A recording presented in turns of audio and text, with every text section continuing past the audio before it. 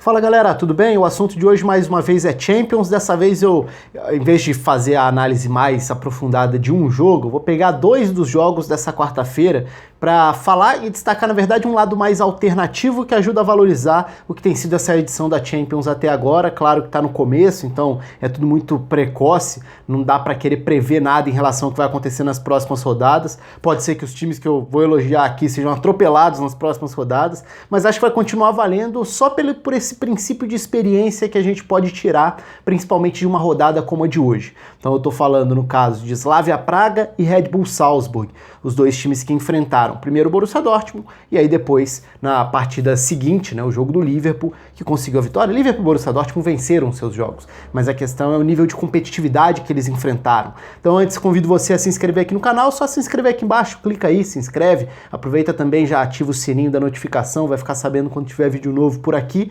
e claro, também ajude aí com os comentários, a curtir, a compartilhar, veja os outros vídeos por aqui, tem outros sobre Champions, mais específicos em relação à análise mais tática dos jogos.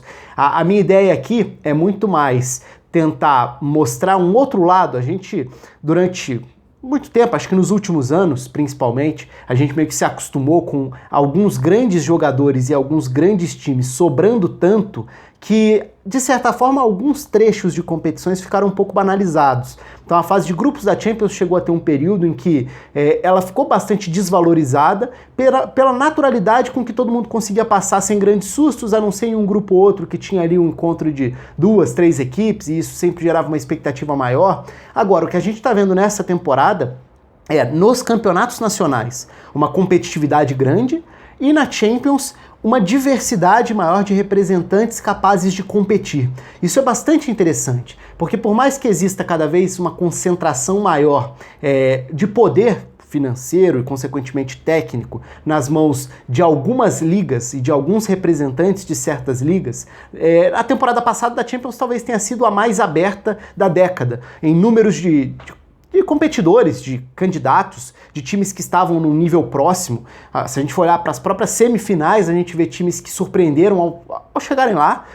O Tottenham, de certa forma, foi uma surpresa, mas tudo bem, é da Premier League. Então tem um poder financeiro grande, tem um poder técnico grande. Mas e o Ajax? Tradicionalmente muito grande, mas que já há muito tempo não conseguia nem se aproximar de mata-mata de competição europeia, de Champions no caso.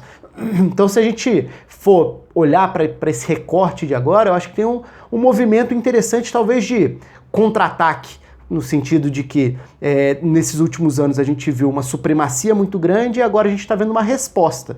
E essa rodada de quarta-feira eu achei muito legal nesse sentido.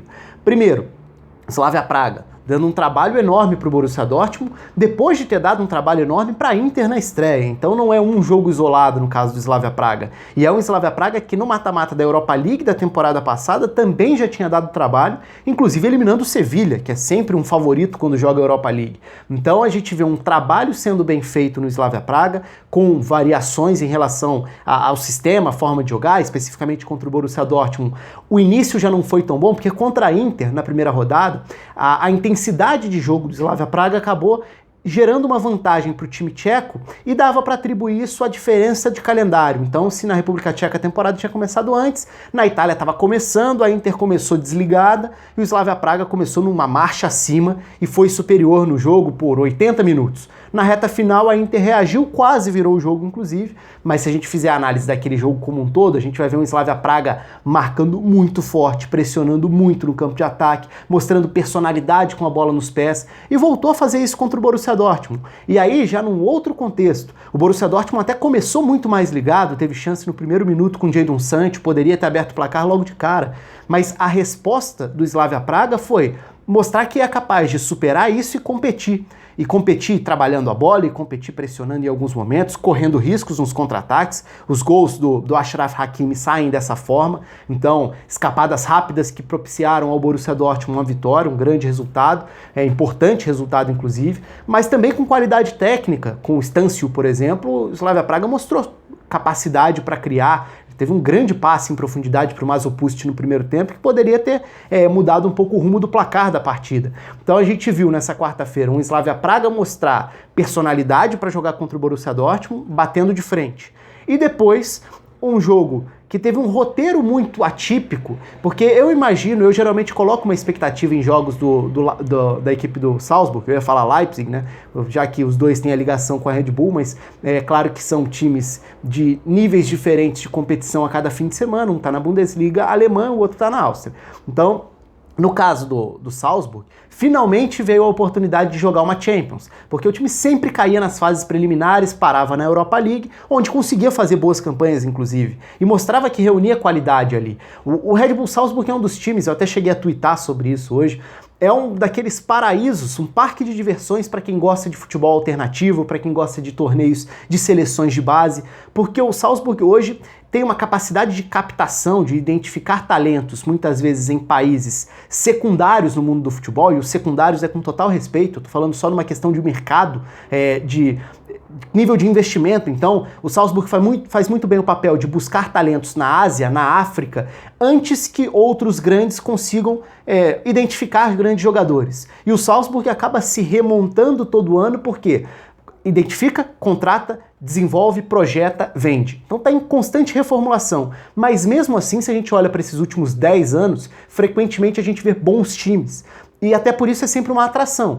Agora, e tem uma filosofia de jogo muito bem definida, como todos os times da Red Bull mantêm um estilo de jogo, existe uma filosofia já pré-determinada, eu diria, uma filosofia tanto de contratações como de estilo de jogo. Então, se a gente olhar para Leipzig, Salzburg, New York Red Bulls, a gente vai ver semelhanças bastante nítidas. Mas, no caso do Salzburg, enfrentar o Liverpool significava enfrentar ainda mais um Liverpool do Klopp, além de ser um atual campeão europeu, um líder de Premier League no momento, é um time que também joga numa intensidade muito alta, que é uma grande marca do jogo do Salzburg. Então, naturalmente, seria um jogo de ritmo altíssimo. E o Salzburg entra em campo disposto a fazer isso. Só que bate de frente com o Liverpool, que começou tão bem a partida, que se impôs totalmente, primeiro no golaço com a tabela do Mané com o Firmino, depois com a qualidade dos laterais, Alexander-Arnold e Robertson, que criam juntos o segundo gol, mas criam muito mais do que isso. E quando veio o 3-0, parecia que seria um jogo para o Liverpool sobrar. E mesmo reconhecendo ali que do outro lado tinha um time de qualidades individuais e coletivas.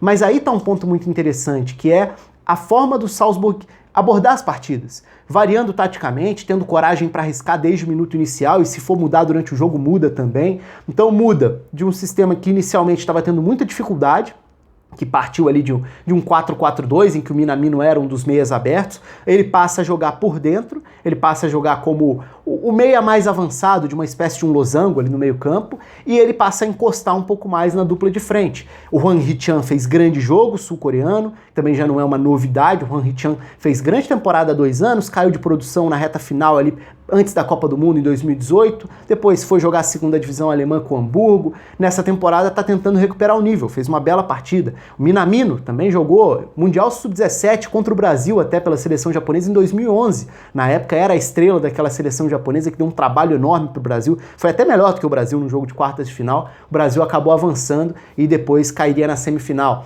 mas então é um clube que tem jogadores tanto os mais jovens, e aí isso fica mais nítido até, por exemplo, tem jogadores que ele vai buscar, tem Muepo, Patson Daka, jogadores que foram sensações de uma seleção de Zâmbia no Mundial Sub-17. O Salzburg foi lá buscar e vai tentando desenvolver assim, mesmo perdendo várias dessas peças ano após ano. Então, nessa tentativa de reformulação, é um time que, inclusive, perde treinadores, né? Porque os treinadores também se valorizam e depois acabam indo para desafios maiores, e aí é natural, por uma questão de ambição também. Então, é muito legal ver o processo desse Salzburg. E a mudança tática fez o time marcar um pouco melhor o Liverpool e competir melhor. Se o ritmo do Liverpool caiu, o do Salzburg não, porque é um time que está acostumado a jogar nessa intensidade quase maluca os 90 minutos. E aí consegue buscar um 3-3 em Anfield contra o Liverpool, com grande participação do Minamino, grande participação do Hwang Hee-chan, com o Haaland saindo do banco, né, falando em mundiais de base, estrela da seleção da Noruega no Mundial Sub-20 desse ano, fez aqueles 8 gols contra Honduras na goleada, bateu o recorde da FIFA, já tinha feito um hat-trick na primeira rodada dessa Champions. O Haaland é um colecionador de recordes individuais, se a gente for olhar nesses últimos meses. e é hoje um goleador e tanto nesse início de temporada no futebol austríaco. Então sai do banco, empata o jogo e aí, claro, o Liverpool consegue reagir, consegue fazer o 4-3, vence a partida, mas a sensação que ficou, pelo menos para mim, foi uma sensação de grande valorização dos jogos da fase de grupos, contra adversários que muitas vezes a gente, eu digo assim, de uma maneira geral, a opinião geral é, você bate o olho na fase de grupos, identifica os grupos e fala, aqui é moleza, esses aqui vão passar. Isso realmente pode acontecer, os times realmente podem passar sem grandes sustos na classificação, mas eu me interesso muito mais pelo que é o roteiro do jogo do que necessariamente pelo que é o roteiro da tabela de classificação.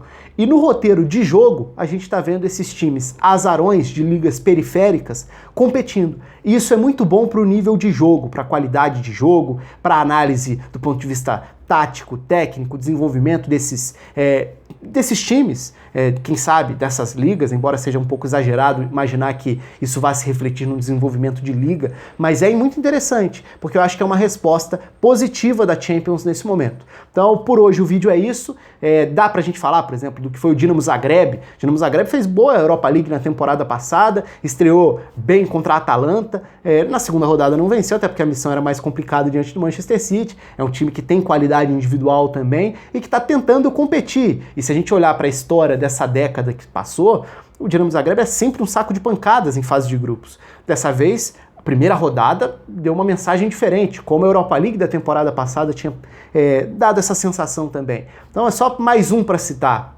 Enfim, independentemente disso, acho que é legal a gente ver esses casos. Vamos esperar para ver qual vai ser o nível de competitividade que as próximas rodadas vão trazer ou não pra gente, mas por hoje, por essa semana, por essa segunda rodada, acho que foi muito válido, foi muito legal ver o nível que Slavia Praga e que também Red Bull Salzburg apresentaram pra gente. Convido vocês aí a participarem do vídeo, claro, se inscrevam, comentem, curtam o vídeo, ativem aí o sininho. Um abraço a todos e até a próxima.